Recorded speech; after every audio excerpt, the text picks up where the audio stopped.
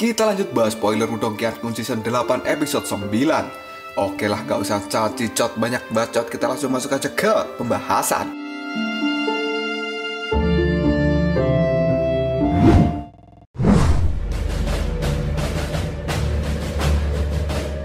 Cahaya ungu yang dikeluarkan oleh Xiaodio pada saat ini menutupi seluruh langit.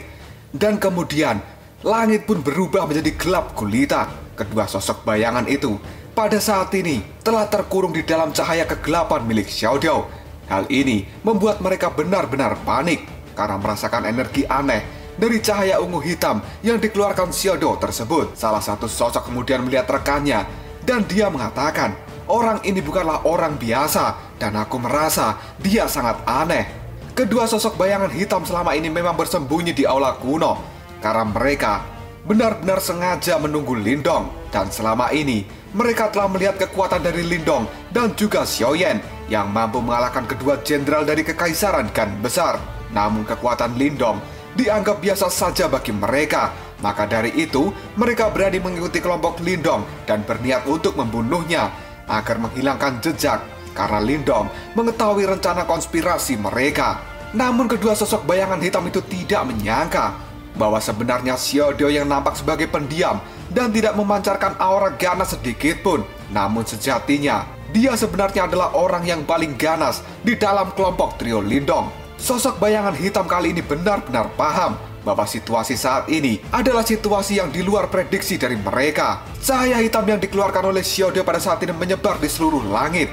Sosok bayangan hitam semakin merasakan firasat buruk dan mereka segera mengaktifkan cahaya emas yang keluar seperti air banjir yang kemudian berubah menjadi sosok raksasa berwarna keemasan.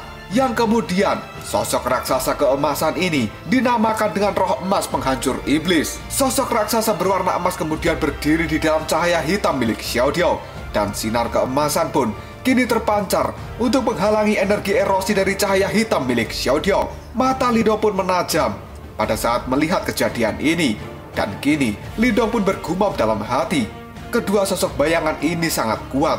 Untung ada Xiaodio yang sudah memulihkan tubuh fisiknya.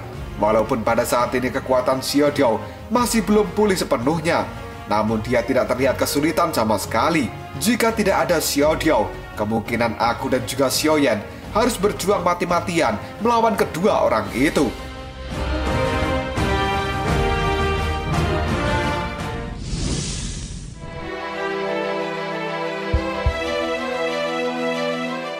Dan akhirnya, boom, boom, boom. Cahaya terang dari raksasa emas makin besar dan kini mengikis cahaya hitam dari Xiaodio yang berusaha menembus tubuhnya. Melihat pemandangan ini, Xiaodio pun mendengus dan mata ungu hitam milik Xiaodio semakin tajam saja. Yang sesaat kemudian, Xiaodio mengulurkan tangan dan dia pun mengepalkan tangannya sambil berkata, hancurkan. Tiba-tiba saja, rantai ungu hitam segera keluar dan pada saat ini melesat menuju raksasa emas kemudian melilit tubuh raksasa itu dengan sangat kuat. Retakan pun mulai terlihat di tubuh raksasa emas dan cahayanya pada saat ini semakin meredup. Kemudian secara perlahan, raksasa emas itu sepertinya akan mulai menghilang. Kekuatan dari Xiaodio ini mirip dengan energi pelahap, namun sebenarnya bukanlah kekuatan melahap, melainkan kekuatan erosi yang sangat mengerikan karena memiliki sifat mengikis targetnya dan memberikan serangan yang besar. Jika energi dari kekuatan melahap bisa mengubah apapun yang dilahap menjadi kekuatan bagi penggunanya, namun kekuatan Xiaodio ini tidak bisa melakukan hal itu.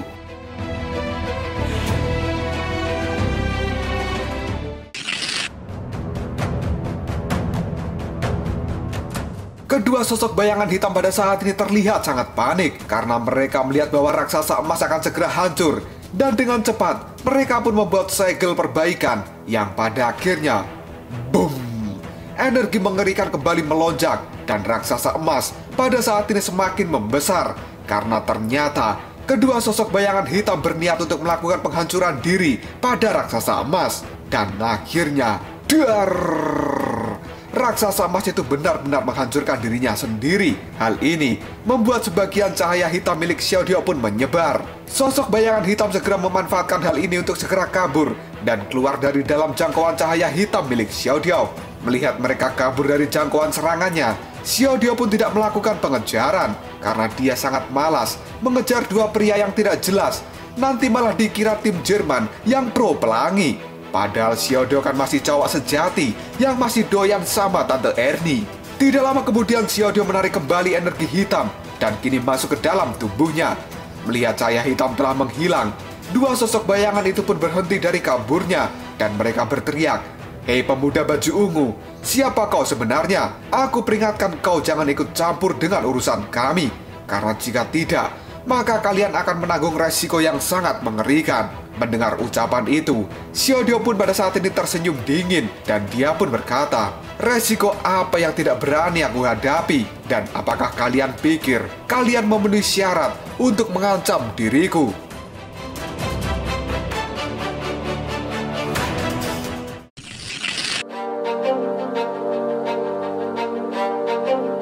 Mendengar perkataan dari Xiao itu, kedua sosok bayangan hitam pada saat ini terlihat marah dan mereka pun berkata, Kamu benar-benar keterlaluan. Sekarang dirimu memang memiliki beberapa keterampilan, tapi apa kau pikir bahwa kita berdua juga tidak memiliki kemampuan untuk berurusan denganmu?" Xiao yang dengan nada dinginnya, dia pun mengatakan, "Kalian berdua hanyalah tikus pengecut, namun kalian telah berani bertindak so arogan di wilayah Suan Timur ini." Mendengar kata-kata dari Xiao, dua sosok bayangan hitam terlihat sangat kaget dan seketika ekspresi mereka pun berubah. Kemudian salah satu dari sosok bayangan hitam itu berkata, "Apa yang kau ketahui tentang kami?" Dengan nada tegas, Xiao pun mengatakan, "Aku tahu semua apa yang kalian rencanakan. Namun sebelumnya aku tidak tertarik untuk ikut campur dengan urusan kalian.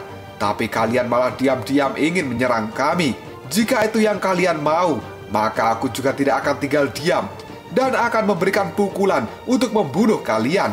Dasar tikus busuk yang berani menyelinap ke wilayah kami."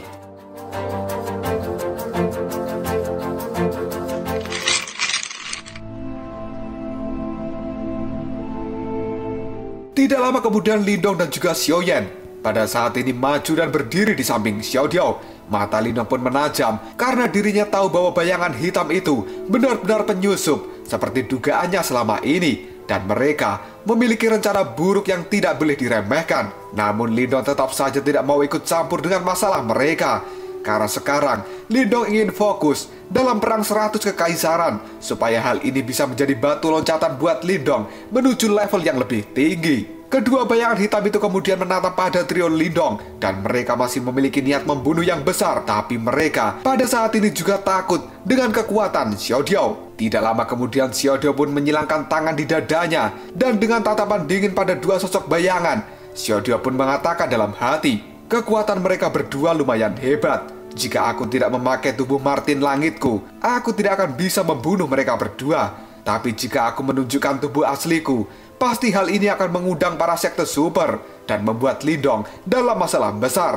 Dan jalan satu-satunya saat ini adalah mengusir mereka berdua dari tempat ini. Itu jauh lebih baik." Lindong pada saat ini melihat ke arah Xiao yang sedang diam dan Lindong paham dengan apa yang ada di pikiran dari Xiao. Sementara Lindong pada saat ini memilih diam saja. Menurut Lindong, hal terbaik adalah tidak ikut campur dengan urusan dua sosok bayangan hitam.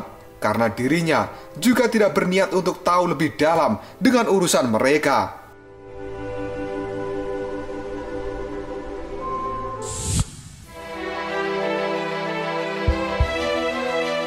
Suasana sunyi namun menegangkan kini menyelimuti seluruh tempat ini.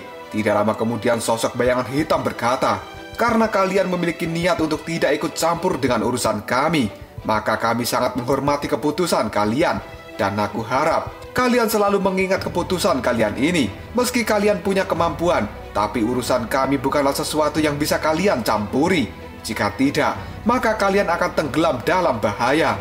Xiao pada saat ini mengangkat baunya dan dia tetap tidak berkomitmen dengan kedua bayangan hitam itu. Kemudian, bayangan hitam kembali mengatakan, "Mudah-mudahan kami tidak mendengar berita lain tentang kebocoran hari ini. Jika berita di sini sampai bocor, maka orang pertama yang harus bertanggung jawab adalah kalian bertiga. Dan pada saat itu, mungkin tidak bisa diselesaikan dengan mudah seperti saat ini." Setelah berbicara seperti itu, kedua sosok bayangan hitam pun berbalik badan dan mereka langsung terbang dan menghilang di langit. Xiao pun kini melihat tajam ke arah menghilangnya dua sosok itu. Dan kini dirinya mengomel, "Dasar belalang busuk, jika saja aku tidak ingin mengekspos identitas asliku, pasti kalian sudah kuhajar sampai mati." Mata Lindong pun menajam dan dia berkata, "Sepertinya masalah di medan perang kuno ini benar-benar di tingkat kerumitan yang tinggi. Ini adalah kawasan Xuan Timur, tempat di mana para sekte super wilayah ini memilih murid-muridnya. Namun mereka berdua, sebagai orang luar, telah berani bertindak sangat jauh. Aku penasaran, monster seperti apa yang berdiri dan mendukung mereka dari belakang?" Xiaoyan yang dari tadi diam saja, pada saat ini dirinya mulai berkata, "Sepertinya masalah ini tidak akan selesai sampai di sini saja. Dan mereka tidak akan membiarkan masalah ini dengan mudah." Lindong pun mengangguk setuju dengan perkataan dari Xiaoyan. Dan dia pun pada saat ini berkata, "Kita sekarang aman berkat bantuan dari Xiao Diao. Namun di masa depan, kedua orang itu pasti akan bergerak lebih hati-hati karena mereka sudah tahu kekuatan dari Xiao Diao."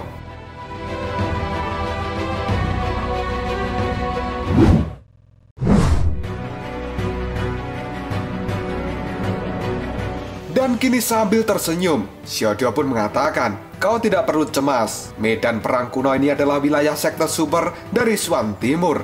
Orang-orang itu tidak akan pernah berani menunjukkan diri secara terang-terangan.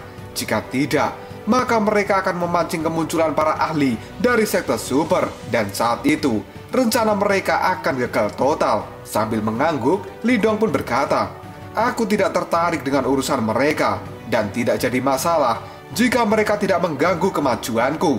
Namun jika mereka sampai mengganggu kemajuanku, maka aku juga tidak akan tinggal diam." Setelah mengatakan hal itu, Lindong pada saat ini berkata, "Ayo kita harus pergi, karena kita harus segera menuju ke kota 1000 gajah. Tapi sesampainya di sana nanti, kita harus berhati-hati, karena pasti akan banyak orang kuat yang bersembunyi."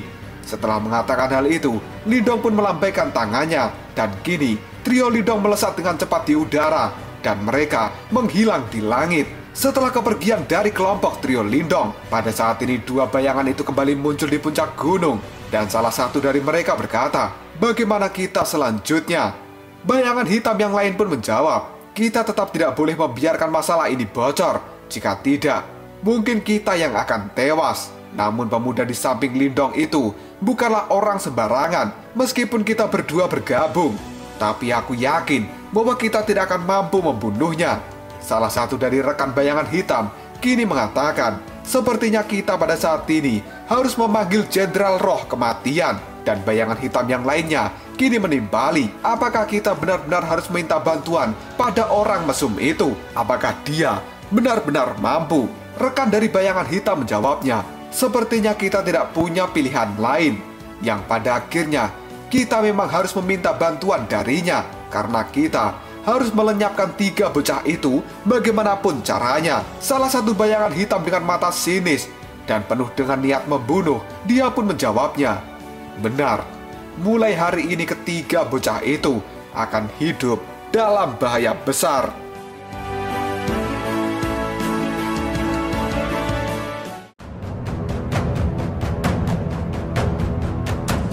Lalu apakah yang akan terjadi selanjutnya?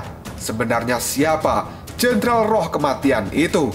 Apakah dirinya benar-benar mampu menghadapi kekuatan dari trio Lindong? Jika kalian penasaran, tunggu aja jawabannya di next video. Kabrasop.